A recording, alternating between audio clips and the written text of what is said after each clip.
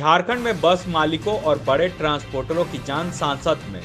15 दिनों से जहां तहां खड़े हैं बस, मेंटेनेंस करना हो रहा है मुश्किल।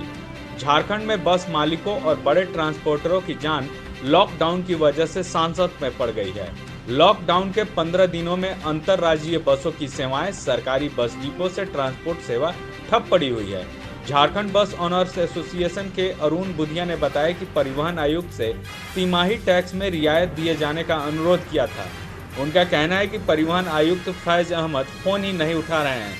इस पर लाइव झारखंड ब्रेकिंग ने परिवहन विभाग के संयुक्त सचिव श्री विद्यार्थी से बातचीत भी की।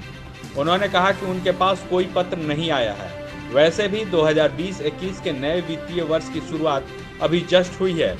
जब ऐसा कुछ होगा तो सरकार के स्तर पर निर्णय लिया जाएगा। जानकारी के अनुसार राज्य भर में 13 से 15 हजार बसों का परिचालन बिहार, उत्तर प्रदेश, उड़ीसा, छत्तीसगढ़, पश्चिम बंगाल और अन्य राज्यों के लिए होता है। राज्य के 24 जिलों में भी वातानुकूलित बसों का संचालन राजधानी रांची से किया जाता है। इन बसों का क्वार्टरली टैक्स 10,000 से अधिक लिया जाता है। इतना ही नहीं, छोटे वाहन मालिकों से तिमाही कर 2500 से 3000 रुपये लिए जाते हैं। अभी बसों को मेंटेनेंस करने में न्यूनतम 1500 रुपये खर्च हो रहे हैं, वह भी बगैर डीजल भरवाए। बस मालिकों का कहना है कि बस चले या नहीं चले, ड्राइवर, खलासी और कंडक्टर को पैसा देना जरूरी है। इसके अलावा बीमा का भी खर्च उठाना जरूरी है। बड़े वाहनों का प्रतिदिन बीमा का खर्च 350 रुपया पड़ता है, वहीं छोटे व्हीकल का यह खर्च 200 रुपये है। इसके अलावा इंटरेस्ट के पैसे का भुगतान भी जरूरी है। ऐसे में बसों का परिचालन नहीं होने से स्थिति दयनीय हो गई है।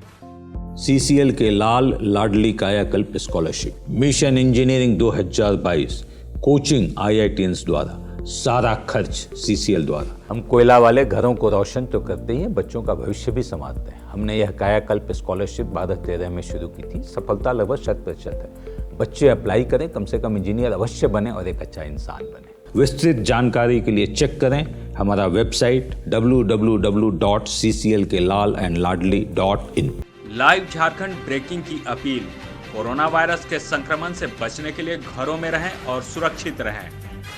हम भी आपसे यही आग्रह करते हैं कि लॉकडाउन के दौरान घरों में रहें और सुरक्षित रहें।